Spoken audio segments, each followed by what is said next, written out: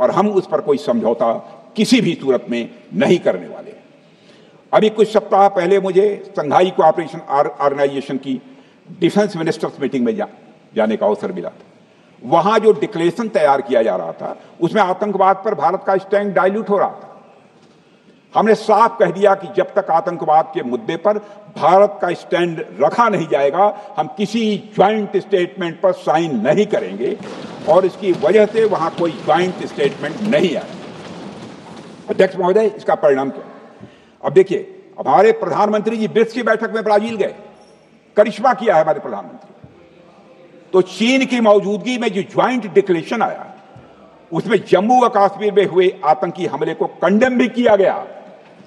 यह प्रधानमंत्री ने करिश्मा करके दिखाया। यानी भारत की बात अंततः मानी गई, और यह ब्रिक्स सम्मेलन के इतिहास में पहली बार हुआ जब जम्मू एवं कश्मीर में हुए किसी आतंकी घटना को खुलकर कंडेम किया गया।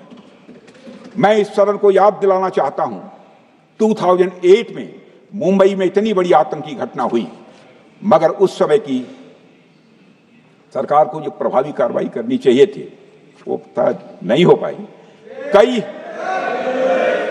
लेकिन उसमें सबसे दुखद और आश्चर्य की बात है, कई वर्ल्ड फोरम, इंटरनेशनल फोरम पर जो उसका कंडेमनेशन होना चाहिए, जो उसकी निंदा की जानी चाहिए, वह भी जितना होना चाहिए नहीं हो पाया। अध्यक्ष, यदि आप उस घटना के